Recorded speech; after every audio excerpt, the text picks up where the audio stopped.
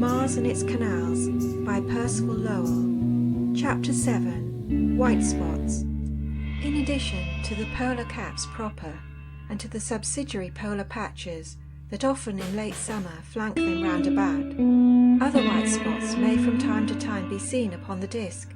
In appearance, these differ in no respect, so far as observed, from the Arctic subsidiary snowfields. Of the same pure argent, they sparkle on occasion in like manner with the sheen of ice.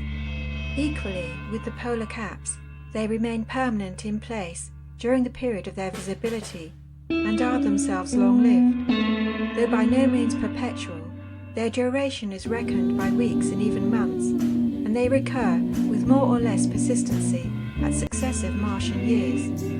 That, when seen, they show in particular positions apparently unaffected by diurnal change, precludes their being clouds, and this fact, taken in connection with the character of their habitat, is the puzzling point about them, for they affect chiefly the North Tropic Belt. They, or at least their nuclei, are small, about 2 or 3 degrees in diameter, and are not particularly easy of detection as a rule, though certain larger ones are at times conspicuous. Chromatic rather than formal, definition is necessary to their bringing out, as is witnessed by the superb colours the disk presents at the times when they are best seen. It is then that Mars puts on the look of a fire opal. The first such spot to be noticed was one which Schiaparelli detected in 1879 at the second opposition in which he studied the planet. He called it the Nix Olympica, showing that he recognised in it a cousinship to the polar snows. Yet it lay in latitude 20 degrees north, longitude 131 degrees, in the midst of the ochre stretches of that part of the disk. It was a small roundish white speck of not more than 2/3 the diameter of the polar cap. Reseen by him in 1881, it failed to appear at subsequent oppositions and was not caught again until 1888. Then once more it vanished, not to be detected anew till many years after at Flagstaff, coming out rather surprisingly in 1903. It showed, however, in the same place as before, so that its position, but not its existence, is permanent. A similar but smaller patch was apparent to Schiaparelli at the same opposition of 1879. This one, which he styled the Nix Atlantica, lay between the Thoth and the Syrtis Major. It was about half the size of the Nix Olympica, and has never since been seen, though it should have been had it continued to be what it then was. On the other hand, phenomena of the sort undetected of Schiaparelli have been remarked at Flagstaff. On May the 18th, 1901, I was suddenly struck by the singular whiteness of the southeast corner of the Elysium, where that region bordered the Trivium. Elysium has a way of being bright, but not with such startling intensity as this spot presented, nor in so restricted an area as was here the case. The spot was so much whiter than anything I had ever previously seen outside the polar caps that it arrested my attention at once, and this the more that I had observed this same part of the planet the day before and perceived nothing out of the ordinary. Once detected, however, the spot continued visible. The next day it was there with equal conspicuousness, and now thrust an arm across the Cerberus, entirely obliterating the canal for the space of several degrees. In this salience it remained day after day till the region passed from sight, to reappear with it 6 weeks later, when the region again rounded into view. The hour of the Martian day seemed to make no difference in its visibility. It was seen from early morning till Martian afternoon, as late as the phase permitted. Clearly there was nothing diurnal about its revealing, and it lasted for at least 3 months and a half, until the planet got so far away that observations were discontinued. It was to all appearances an intense snow, but now comes the singular fact about it. It lay within 10 degrees of the equator, and showed from the end of June to the latter part of August. To our ideas, there could be no more inopportune place or time for such an exhibition, for it cannot have been due to a snow-capped peak, as we know for certain that there are no mountains in this or in any other part of the planet. Besides, It had not appeared in previous Martian years, which it infallibly would have done had it been a peak. Indeed, it baffles explanation beyond any Martian phenomenon known to me. It seems directly to contradict every other detail presented by the disk. The phenomenon is thus unique in kind. It is not, however, unique as a specimen of its kind. The eastern coast of Area, where that region borders the Syrtis Major, is prone to a brilliance of the same sort. It is a narrow belt of country that shows thus, nothing but the coastline itself, but this for a considerable distance, stretching several hundred miles in length. It has stood out saliently bright now at every opposition which I have observed, beginning with 1894. Sometimes it has been described in the notes as bright simply, sometimes as white, and once in 1901 as glistening at one point like ice. Yet, when upon the terminator, it has never stood forth as a mountain range should have done to declare its character. It has been evident regardless, apparently, of the Martian season. In 1894, it was bright from October the 25th to January the 16th, Martian chronology.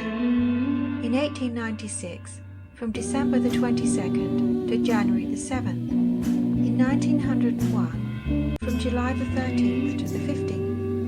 In 1903, at about the same date, and so in 1905. It was whitest during the latter oppositions, showing that the effect is most marked in its midsummer. All of the above instances of extrapolar white have been located within the tropics. Examples of the same thing, however, occur in the North Temperate Zone. Tempe, a region just to the west of the Mare Acidalia, is exceedingly given to showing a small white spot close upon the Mare's border in latitude 50 degrees north. This spot too on occasion glitters, as it were with ice. It is also at times very small, so that whereas much of Tempe is by nature bright, but a small kernel of it is dazzling, the list might be easily extended from the record book. Thus on March the 1st and 2nd, 1903, the disk showed speckled with minute white spots, one in Arcadia in latitude 41 degrees north, one in Tharsis near the equator, a third just north of the Phoenix Lucus in 10 degrees south, and a fourth, the Nix Olympica, and on April the 11th, a glittering pinpoint starred like a diamond in the centre of the Pons Hectoris. On both these occasions, the Martian season was summer, July the 9th for the latter, June the 21st for the former date. As one approaches the North Pole, spots of like character become more numerous, especially are such visible north of the Mare Acidalia in the Arctic region thereabout, from 63 degrees to 75 degrees north. From so widespread a set of instances, the only explanation which seems to fit the phenomena is that the mean temperature of Mars is low, not very much above freezing, and that whatever causes a local fall in the temperature results in hoarfrost. Such an explanation accords well with the distance of the planet from the Sun and the thinness of its atmosphere. At the same time, it shows that the mean temperature over the greater part of the planet, the greater part of the time, is above the freezing point, and that consequently it is no bar to vegetation of a suitable sort. That the hoarfrost should be found, even at the equator, may perhaps be due to the very thinness of the air covering of Mars, which would tend to make the actual insolation more of a factor than it is with us, and by the great length of the Martian seasons.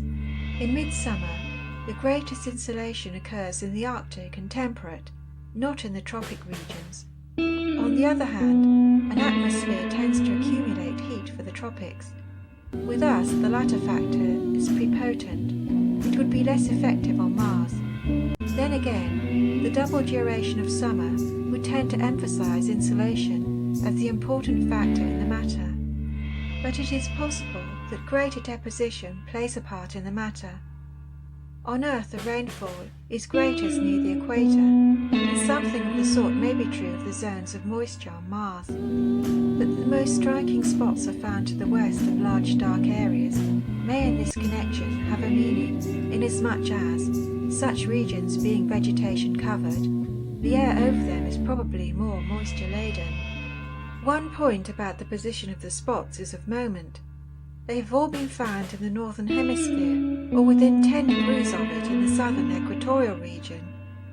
This seems at first a question of hemispheres, but when we consider that the light areas of the surface are chiefly in the boreal hemisphere and in the south tropic belt, we perceive that it may be rather the character of the surface there than the particular hemisphere in the abstract that is decisive in the matter.